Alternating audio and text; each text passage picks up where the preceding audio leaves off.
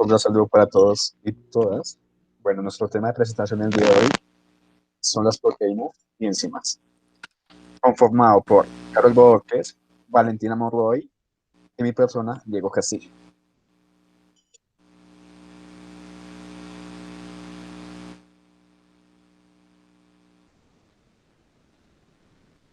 Las proteínas son moléculas formadas por aminoácidos. Estas están unidos por tipos de enlaces conocidos como los peptídicos. Los péptidos y las proteínas están formados por la unión de aminoácidos mediante los llamados enlaces péptidos. Siguiente. Las proteínas están compuestas por los siguientes elementos: carbono, hidrógeno, oxígeno, nitrógeno, azufre y el fósforo. Bueno, vamos ahora con la estructura química, en la cual su totalidad son 4. Entonces vamos con la estructura primaria. Bueno, la estructura primaria depende de las secuencias de aminoácidos. ¿Qué es lo que quiere decir? Que gracias a esa tendencia podremos identificar enfermedades genéticas a través del origen del ADN o la secuencia de los nucleótidos.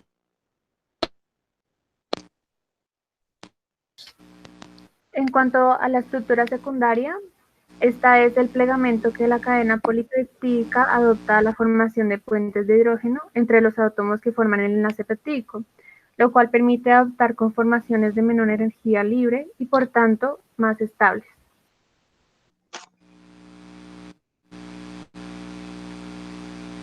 La estructura terciaria establece distintas cadenas laterales de aminoácidos que la componen, la cual son de dos tipos: covalentes y no covalentes.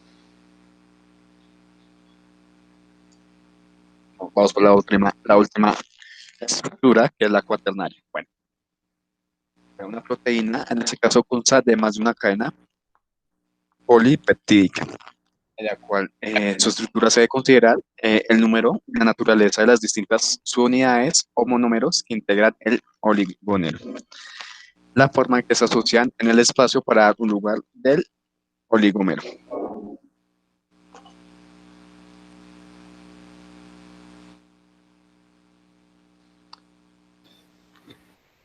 Cuando hablamos de enzimas, nos referimos a aquellas proteínas que catalizan reacciones químicas en los seres vivos.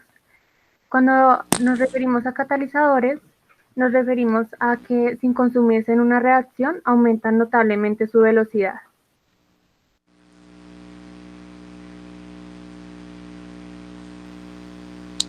Este conjunto de proteínas está encargadas de disparar, acelerar, modificar, enlentecer y detener reacciones químicas.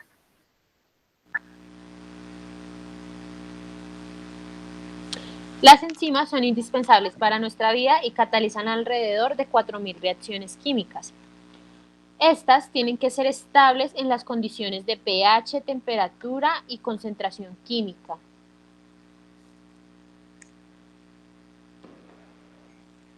La mayoría de enzimas están compuestas por proteínas globulares en el tamaño muy variable, como monómeros de 62 aminoácidos hasta enormes cadenas alrededor de 2.500, en las que se ensamblen como estructura tridimensional de la enzima.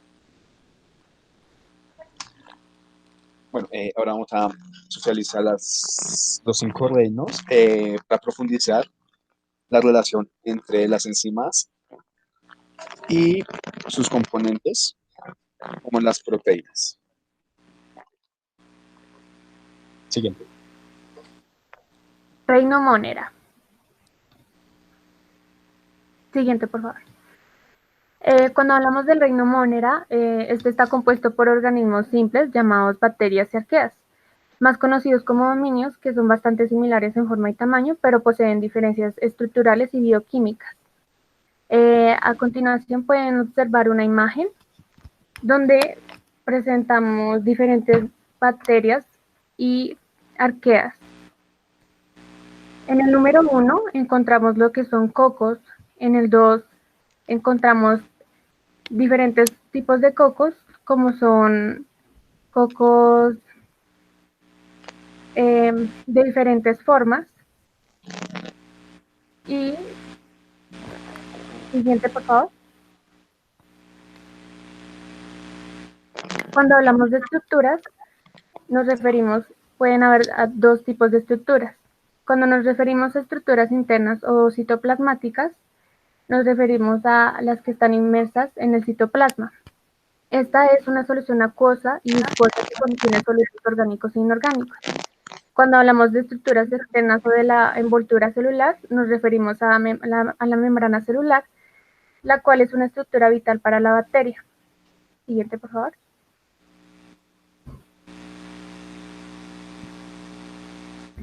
Cuando hablamos de bacterias y arqueas, cabe destacar que al ser organismos unicelulares poseen células de tipo procariota.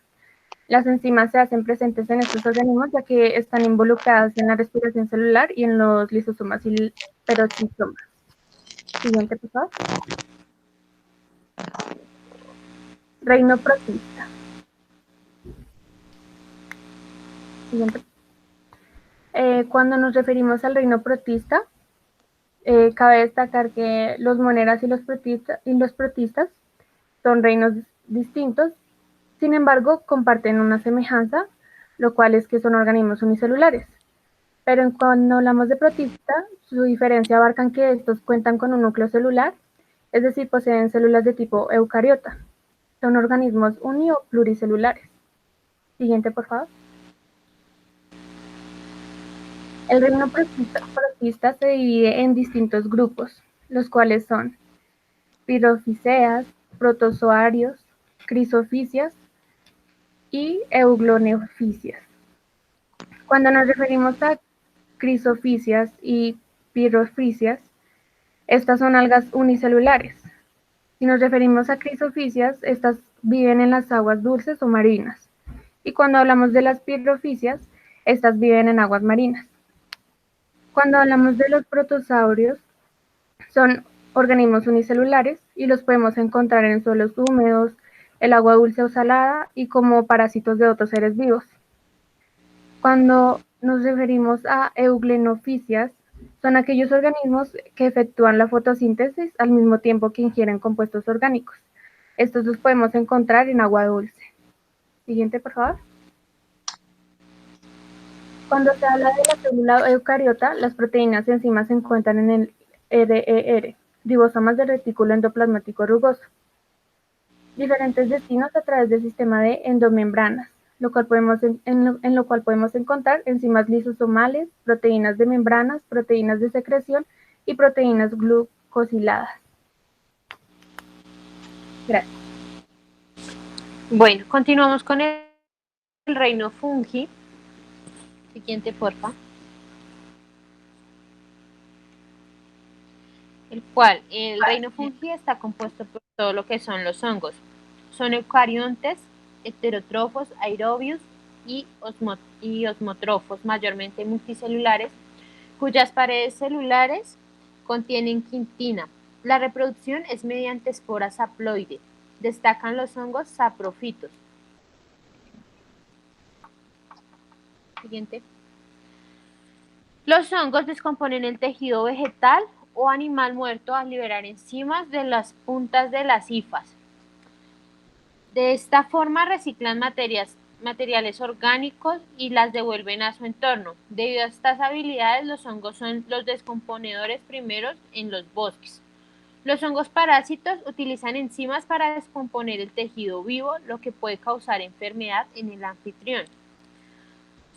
Recuerda que el parasitismo es un tipo de relación simbiótica entre organismos de diferentes especies en las que el parásito se beneficia de una asociación cercana con el otro y el anfitrión es el que es dañado. Entonces, en este caso, un ejemplo sería, digamos, los hongos que nacen en los árboles y poco a poco pues van enfermando a lo que es su anfitrión, que es el árbol, y ellos se benefician y se nutren. Siguiente. El reino vegetal. El reino vegetal son los eucariontes fotosintéticos oxigénitos, son cloroplastos que presentan la clorofilia. Son principalmente multicelulares y descendientes de del Primoplantae, las paredes celulares y tejidos estructurales contienen celulosa. En la reproducción es común la alternancia haplo-diploide. El metabolismo que tienen las plantas está formado por enzimas, proteínas y aminoácidos que se encargan del crecimiento y de su producción. Siguiente. Bueno, el metabolismo es un conjunto de procesos físicos y químicos que tiene la planta y de estas reacciones a las que está sujeta una célula. Estos son los que le permitirán a la planta sus principales actividades como la reproducción, el crecimiento, el mantenimiento de sus estructuras y la respuesta a estos estímulos. Entonces acá podemos ver una imagen en donde vemos como el agua y las sales minerales estimulan la savia. Bueno, ahí vemos que la savia que se elabora, el oxígeno que bota la planta, la luz solar que recibe la planta, el dióxido de carbono que recibe la planta y el vapor de agua que bota la planta. Entonces, como algo entra y algo bueno sale, ¿sí? Entra dióxido de carbono, sale oxígeno. Siguiente. El metabolismo primario son los procesos químicos pertenecientes al metabolismo de las plantas, como lo es la fotosíntesis, la respiración, el transporte de solutos, la translocación, la síntesis de proteínas, la asimilación de nutrientes, la diferenciación de los tejidos y la formación de carbohidratos, lípidos y las proteínas. Entonces aquí en este caso también podemos ver un ejemplo en la imagen de cómo entra la energía, lo mismo, entra dióxido de carbono, sale oxígeno, el agua nutre la planta, entra y sale, el agua entra y sale a través de vapor. Siguiente. El metabolismo secundario son todos los que intervienen en interacciones ecológicas entre la planta y su ambiente. Se diferencian de los metabolismos primarios en que cada uno de ellos tiene una distribución restringida en el reino de las plantas, a veces a solo una especie o un grupo de ellas, por la que muchos de ellos son útiles en la botánica sistemática. Bueno, estas se dividen en dos partes, en los compuestos fenólicos y sus derivados, los cuales están formados por la vía del ácido químico o por la vía del malonato acetato. Los compuestos nitrogenados o alcaloides son los que poseen una gran diversidad de estructuras químicas, son fisiológicamente activos en los animales, aunque en bajas concentraciones, por lo que son muy usados en las medicinas. La función que lleva el metabolismo en las plantas. Bueno, este proceso es el que ocurre a partir de la absorción de nutrientes, el cual va abasteciendo el organismo de energía para poder realizar sus funciones vitales, como es alimentarse, reproducirse y etcétera. En este caso, las plantas tienen presente una vacuola que almacena la energía. Y este es el conjunto de procesos de descomposición, síntesis de carbohidratos para formar aminoácidos, que a su vez ayudan a la formación de proteínas que también cuentan con enzimas y la energía ATP, que ayudarán al desarrollo de nuestra planta. Bueno, y en conclusión, concluimos que el metabolismo se encarga de que la planta crezca y tenga buen funcionamiento en las enzimas, proteínas y aminoácidos. Bueno, ahora vamos a hablar sobre el reino animal. Bueno, el reino animal es un grupo de especies que son multicelulares y heterótrofos. ¿Qué quiere decir eso? Que son también están produciendo su propio alimento para supervivencia, en los cuales su reproducción debe ser sexual, y ya. Bueno, en este caso vamos a hablar sobre las proteínas enzimas relacionadas con el reino animal. En este caso, las proteínas y enzimas son compuestos orgánicos presentes en cantidades variables en los animales que está disponible entre ellos. Su consumo diario es vital para la vida y para la producción animal, porque ellos, como les decía anteriormente, si ellos no consiguen sus propios nutrientes o enzimas ya sea de otros animales y otras plantas, no pueden asegurar su formación, evolución y supervivencia en el planeta. Vamos a hablar sobre las proteínas, los cuales están compuestos por abundantes en el cuerpo, como son los músculos y los tejidos, como lo vemos en este animal, está lleno de músculos, tanto de músculos como de tejidos.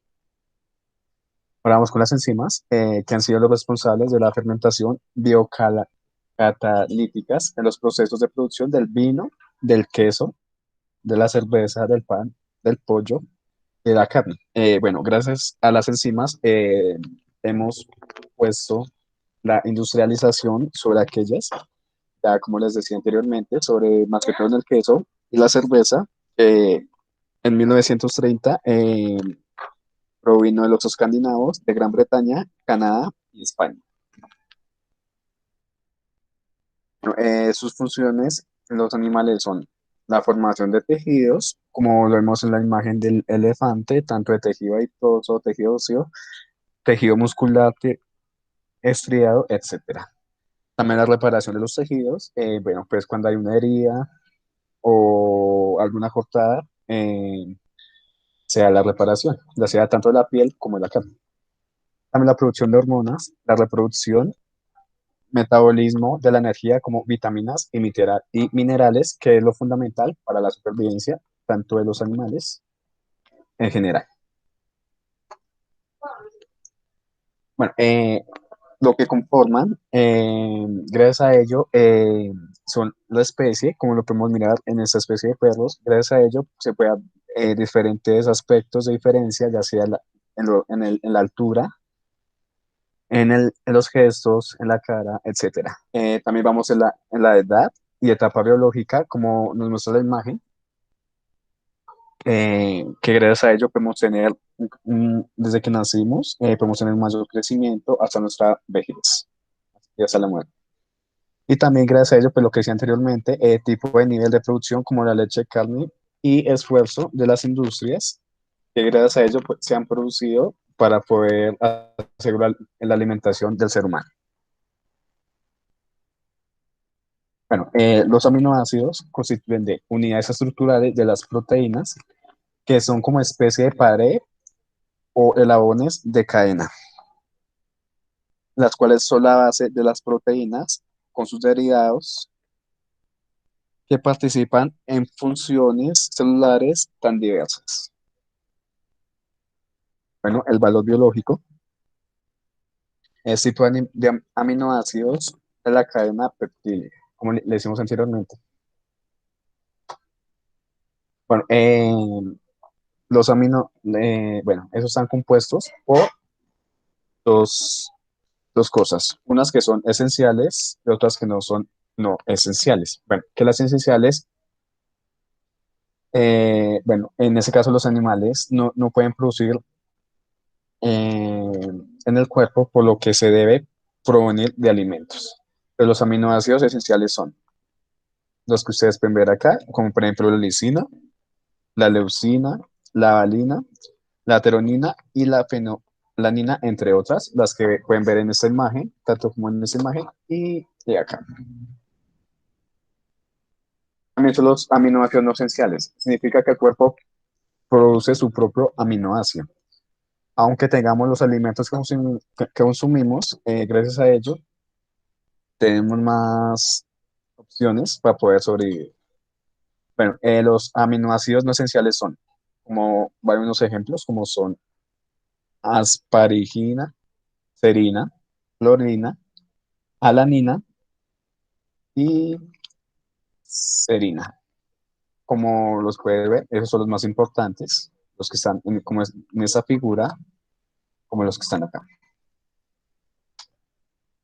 Bueno, para terminar, ahí están las páginas de las bibliografías donde conseguimos la información dada en esa presentación. Lo podemos ver acá. y gracias por su atención.